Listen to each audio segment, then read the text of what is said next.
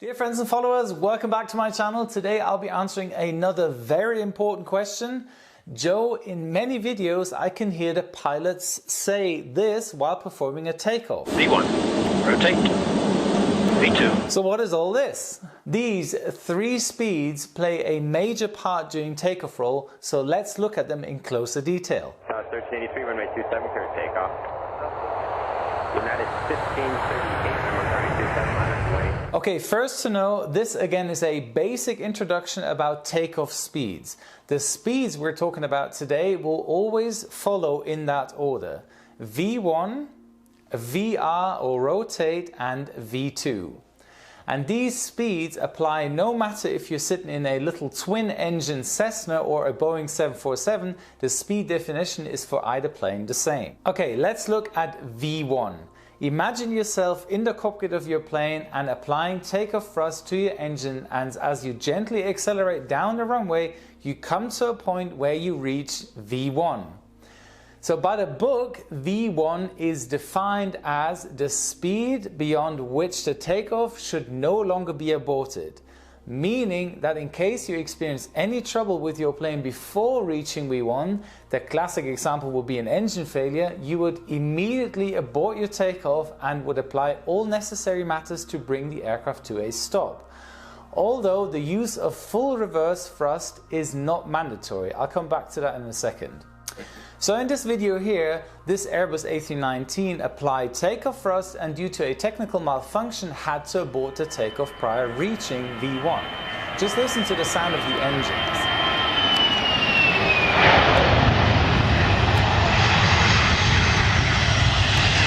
Now the auto brake system comes active and immediately applies pressure to the brake cylinders.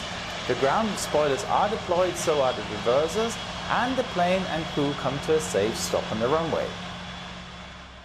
The smoke you can see here is coming from the brakes as they are the primary force slowing down the aircraft.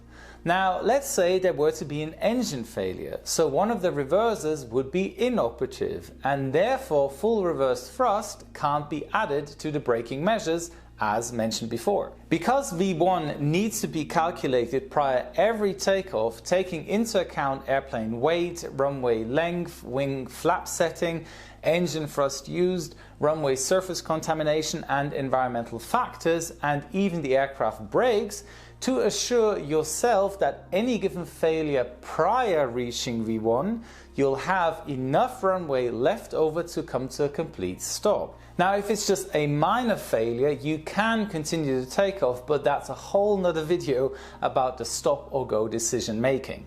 And besides that, this is one of the reasons why the captain keeps his hands on the throttle until the pilot monitoring calls out V1, and then he moves his hands away from the throttle to not inadvertently abort the takeoff after V1 in case of a failure. So in case you experience any serious malfunction after V1, you would have to commit yourself to continue the takeoff, otherwise a takeoff abort will lead to a runway overrun and could severely damage your plane. Next speed to call out is VR, or better known as rotate. By the book, VR is defined as the speed at which the pilot begins to apply control inputs to cause the aircraft nose to pitch up, after which it will leave the ground. Again, VR is also calculated prior takeoff in accordance with aircraft weight, environmental factors, etc.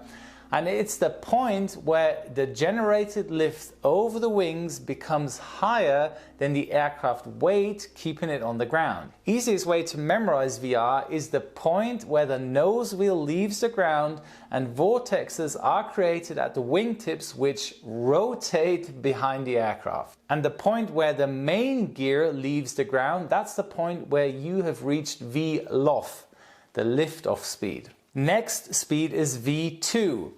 Now, some airliners still have the standard operating procedures to call out V2. Please comment below if you fly for such airline, it would be great to know. Okay, again, by the book, V2 is defined as takeoff safety speed, the speed at which the aircraft may safely climb with one engine inoperative. Okay, let's go back to all engines operative. Now imagine all is normal, you take off and someone would measure your height above ground at the end of the runway, like in this picture here. The height measured is the so-called screen height. Now let's get back to V2 and our engine failure situation. In case one engine fails, you need to maintain the speed of V2 in order to leave the runway at a screen height of 35 feet or higher and maintain the climb rate at V2 to be clear of obstacles in the departure sector.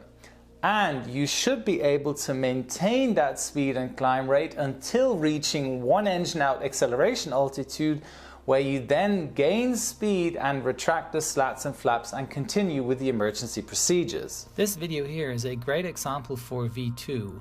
As you can see, the Boeing 757 hit a bird just after liftoff and the engine was severely damaged. The pilots maintained V2 and the respective climb rate, retracted the gear and performed all the necessary emergency procedures, flew a traffic pattern and landed the airplane safely. The reason therefore is when local authorities design departure routes including obstacle avoidance procedures, they predict that your aircraft is at least capable of maintaining V2 with one engine and the gear retracted and guarantee obstacle collision protection. But trust me, there's a little bit more to it, so this was just a basic explanation of V2.